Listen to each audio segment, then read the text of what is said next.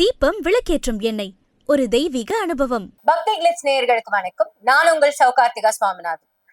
இன்னைக்கு நம்ம பார்த்துட்டு இருக்க தலைப்பு என்னன்னா, இந்த தமிழ் புத்தாண்டுல யாரு உங்க அதிர்ஷ்ட தேவதையா இருக்காங்கன்னு தான் நம்ம பார்த்துட்டு இருக்கோம். சோ மீன ராசி 7.5 சனியின் ஆரம்பம். சோ அதனால நம்ம ஒண்ணும் பெருசா நம்ம கவலைப்பட்டுக்க வேணாம். கண்டிப்பா நம்ம கரெக்டான பரிகார முறைகளும் ஆன்மீக வழிகளையும் நம்ம தேர்ந்தெடுத்து அதன்படி நம்ம நடந்தா எந்த பிரச்சனை வந்தாலும் நம்மளால ஃபேஸ் பண்ணக்கூடிய தைரியமும் மனப்பாங்கும் நமக்கு வந்துடும். சோ மீன ராசி நேயர்கள் வந்து குரு பகவானோட வீடு. சோ குரு பகவான் அப்படின்னாலே கல்வி ஞானம் தான். சோ கண்டிப்பா அவரு நமக்கு முன்னேற்றத்தை கொடுப்பாரு. மீனராசி நேயர்கள் வந்து யார் அதிர்ஷ்ட தேவதை இந்த தடவைன்னு பாத்தீங்கன்னா, ஜீவசமாதியில உள்ள சித்தர்கள். சோ சித்தர்கள்னாலே ஞானம் தான். சோ இந்த காலகட்டத்துல 7.5 சனி காலகட்டத்துல பொருள் இழப்பு இதெல்லாம் தவிர்க்கிறதுக்கு சென்னையிலேயே வந்து நிறைய ஜீவசமாதிகள் இருக்கு. பட்டினத்தாரோடது இருக்கு, வள்ளலாரோடது இருக்கு. இந்த மாதிரி பல ஜீவசமாதிகள் சென்னையை சுத்தி இருக்கு.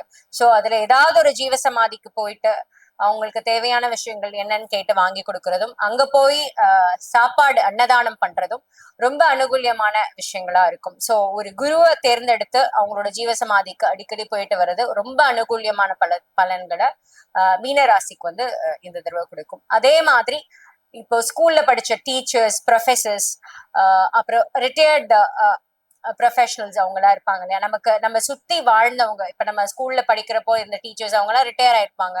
அவங்களுக்கு என்ன தேவைன்னு கேட்டு செய்யறது, குருவுக்கு வந்து மரியாதை கொடுக்கறது. சோ ப்ரொஃபசர்ஸா இருக்கட்டும், காலேஜ்ல உள்ளவங்களா இருக்கட்டும், யாரா இருந்தாலும் அவங்களுக்கு என்ன தேவை. இப்போ நிறைய பேர் இப்ப என்ஆர்ஐஸா இருப்பாங்க. அவங்க பசங்க பக்கத்துல இருக்க மாட்டாங்க. அவங்களுக்கு போய் ஒரு ஹாஸ்பிட்டலுக்கு கூட்டு போறதுக்கு ஆள் இருக்காது. சோ அது அந்த மாதிரி உதவிகள், ஒரு ஹெல்த் டயக்னோசிஸ் பண்றது, லேபுக்கு கூட்டிட்டு போறது, அவங்களுக்கு தேவையான ஒரு சாப்பாடு வாங்கி கொடுக்கறது. சோ அந்த மாதிரி அவங்களுக்கு என்ன தேவைன்றது தெரிஞ்சுக்கிட்டு அதை வந்து பண்றதும், கூட இருந்து ஒரு மணி நேரம் பேச ஆள்ல நமக்கு வீட்டுல அப்படின்னு நிறைய பெரியவர்கள் வந்து பிள்ளைங்கள்லாம் ரொம்ப தூரத்துல இருக்கும்போது பேசுறது உண்டு இல்லையா.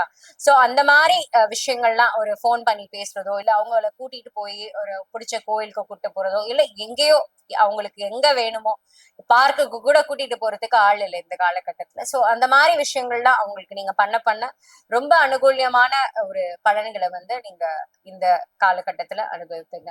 அதே மாதிரி சகோதர சகோதரிகள் வழியிலையும், மாமனார் மாமியார் வழியிலையும் அவங்க சொல்ற அறிவுரைகளையும் அவங்களுக்கு தேவையான விஷயங்களை செய்யறதும், அன்போடையும் அரவணைப்போடையும் நடந்துக்கிறதும், உதாசீனப்படுத்தாம மரியாதை இல்லாம பேசுறது, இதெல்லாம் தவிர்த்துக்கிட்டா இந்த காலகட்டத்துல ரொம்ப நல்ல பலன்களை கொடுக்கும்.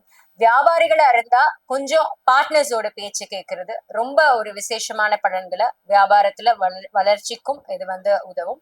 சோ வியாபாரிகள் வந்து முக்கியமா உங்க பார்ட்னர்ஸை மதிச்சு அவங்களோட சஜஷன்ஸை கேட்டு கண்டிப்பா வந்து உங்க வியாபாரம் நல்ல ஒரு முன்னேற்ற பாதையில இந்த காலகட்டத்துல அமையறதுக்கு அது வழிவகுக்கும். சோ மீனராசி நேயர்கள் வந்து இந்த காலகட்டத்துல பரிகாரம் பண்ணக்கூடிய கோவில்கள் வந்து திருச்செந்தூர் முருகன் கோவிலுக்கு போனா ஒரு ரொம்ப விசேஷமான பலன்கள், பௌர்ணமி அப்ப போறது ரொம்ப விசேஷமான பலன்களை கொடுக்கும். அதே மாதிரி குக்கே சுப்பிரமணியா கோவில் கர்நாடகா மாநிலத்துல இருக்கிற இந்த கோவில்ல போய் அங்க இருக்கிற சடங்குகள் செய்யறதும், அவங்க சொல்ற பரிகாரங்களை நீங்க பண்றதும், அங்க இருக்கிற தீர்த்தத்துல குளிக்கிறதும் மிக விசேஷமான பலன்களை மீனராசிக்கு இந்த புத்தாண்டுல கொடுக்கும். சோ இந்த வருடம் முழுக்க மீனராசி நேயர்கள் சுபிக்ஷமா இருக்கணும். வெற்றிவேல் முருகனுக்கு அரோகரா. கருணை கடலே கந்தா போற்றி, முருகா போற்றி. நன்றி, வணக்கம்.